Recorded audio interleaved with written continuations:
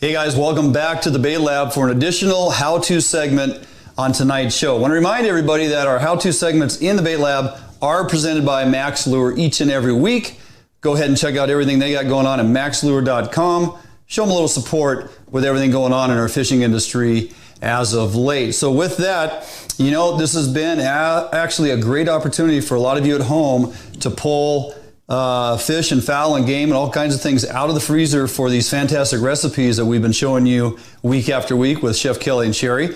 Been also getting quite a few questions on tips and ideas when smoking fish.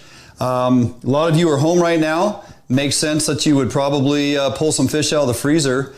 And if you've smoked fish before, you know, maybe you'll pick up a few tips here. There's so many different ways to do it. These are just some things that I've done over the years to make it easier on myself and for the results of the end product. And if you are a beginner, just going to try smoking fish for the first few times, hopefully you'll pick up on some tips here that'll help you out down the road. Now, again, there's a lot of different ways to do it.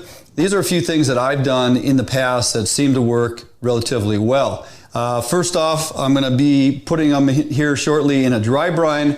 My dry brine mixture consists of a 5-to-1. It's a 5-to-1 ratio. 5 parts brown sugar, so 5 cups brown sugar. I go just about a full cup of non-iodized sea salt, though I do tend to cut that back to about 3/4 of a cup, just because I don't want the end result to be too salty. To that, I will add a heaping 1/3 of a cup of garlic salt, 1 heaping 1/3 of a cup of coarse ground black pepper, and a heaping 1/3 of a cup of dried onion. Okay, a lot of people don't use dried onion. It adds a tremendous amount of flavor to your smoking process. So that's pretty much it. I'll call it a 5-to-1, but it's 5 parts brown sugar, about 3/4 on that salt if you don't want it too salty at the end. But before we can get the fish into the brine, we have to kind of get it ready. Now, looking at the table here, I actually have a couple options. I got some real nice fatty fillets off some triploid this last year, and I have some thicker cuts that are from Chinook out of Puget Sound. Now, one thing I want to talk about is how to equally smoke fish varying thicknesses, okay? And there's some things we can do in our preparation and how we achieve that. Now, you look at this cut on this triploid. I've actually used that method I use when filleting and remove the pin bones, okay? So this one is ready to go. And I typically like to smoke these triploid pieces as full sections, except when they get a little thick, a little big like this, we're gonna make a couple cuts on that to reduce the size, okay? So I will typically cut this right in half down the line because it's already separated there. So there's my nice tail section, and this section will smoke up relatively simple. Now, one thing I can do, for me, when I put fish onto my racks in my smoker, I look at the thickness of the fish. And when I try to smoke this piece here, this thicker section is going to take a bit longer than this fatty belly section. So I actually will cut this proportionately in so that it actually equals this other part. Now I got 2 pieces of equal size. When I'm putting fish on my racks in my smoker, I always try to put them, align them with thin pieces all go on 1 or 2 racks. The medium thickness will be on a rack, and similar same size pieces on a rack. That way, as these smoke over time, you can pull the thinner ones off early. This will probably smoke up in about 3 hours. These thicker pieces will probably take 4 to 4.5 hours. Again, I smoke at 120 degrees. I keep it down at about 120, nice low heat, lengthier smoke, so it gets a lot of smoke flavor to it. And I will keep an eye on it. I gauge my temperature, I adjust my temperature on my smoker, and for the most part I'm using a little chief. I have a big chief, but he gets a little too hot and it's hard for me to control the temperature with the little chief. I've got it rigged with a thermometer, and I keep an eye on it. I make sure I keep that heat very consistent, smoke it at about 120, and just, you know, keep an eye on the fish. Again, the thickness of your fish is going to dictate the length of time of smoke that you're putting on there. So these are all ready to go, and I'll toss those in the bucket. We're going to roll those into the brine in a little bit. Now, this Chinook section, the difference between these two pieces here is this line here still has the pin bones in it. This is one I filleted and cut into pieces and did not remove the pin bones, but we can still do that.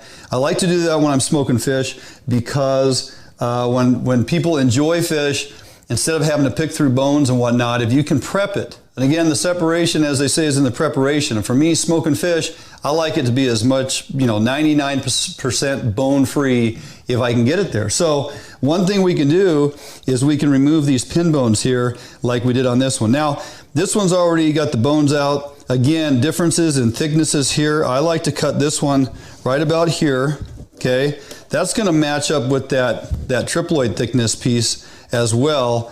And so when those go on the rack, similar thickness, once again, this one here, we'll just cut that into a couple of pieces of equal size, and I have plenty of other pieces in the tub over here that are in about that size of portion. Okay, now to get these pin bones out, we're just going to turn this, and I can see that line of pin bone right here, and if you want, you can scrape those up little bit with your knife right there and expose them. You can actually see that whole line. So now, because the pin bones go out that way up towards the top, you're just going to draw this line right along the bones.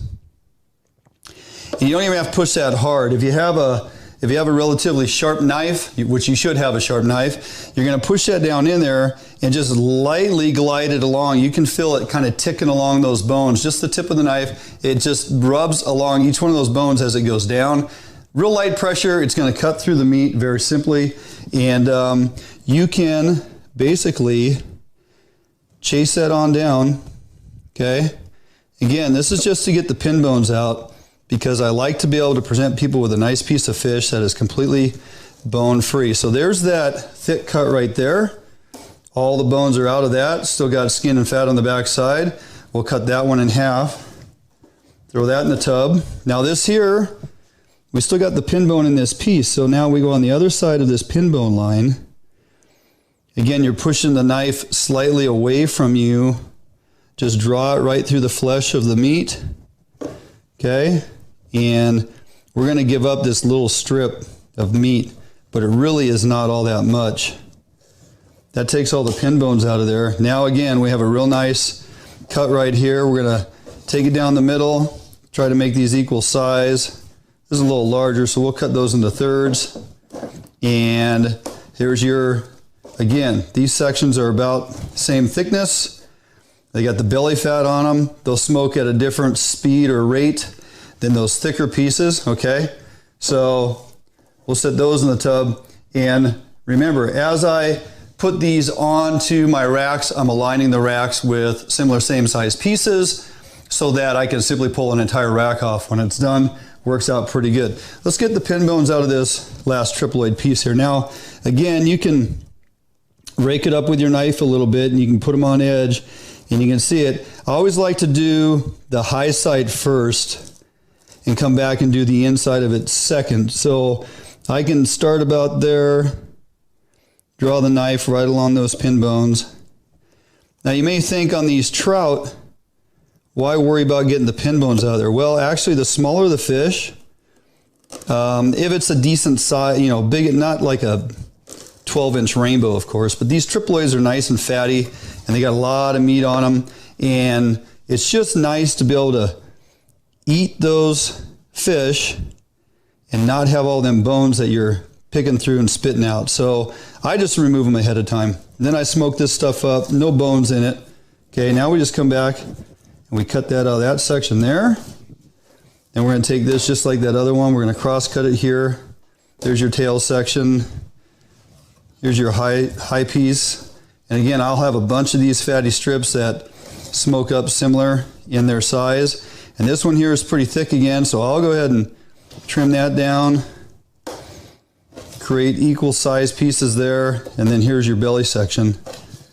Okay, so for the most part, I have a lot of fish here of equal size, And as I put those onto the rack, you know, in very little waste, I got a couple strips there of pin bones that I'm not even going to worry about. So now let's talk about getting some dry brine. Well, let's take a look at this real quick. So here's my mixture of my dry brine. And this is just that 5-to-1, lots of brown sugar, have some pepper in there, some coarse ground pepper, and I have that dried onion. You can see the dried onion in there.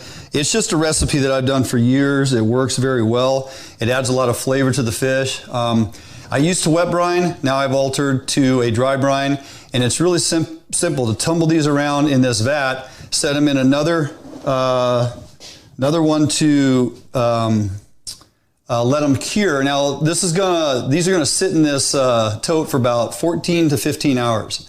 And then I'll go through a rinsing process, okay? So basically, if you haven't smoked fish before, it's really pretty easy in how we go about doing this. So you just grab these pieces of various sizes, and all we're doing is making sure we get a good coating of this dry brine on here. I'm actually just kind of rubbing it into that flesh on that, you know, that meat there. And we're going to set these. Let me grab my other tote here.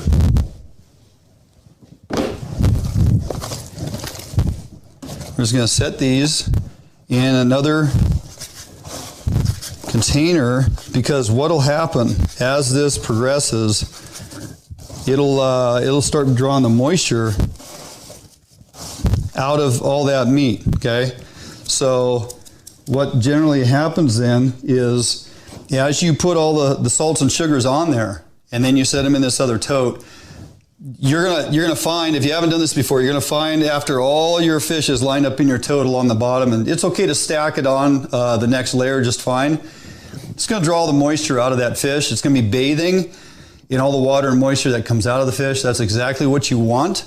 You want that water to get out of the fish. Fish that is extremely wet is hard to smoke. It takes a long time, and it just doesn't turn out with the right texture. So you dry brine it, let all that water come out of it, let it just sit there and bathe in that, no big deal.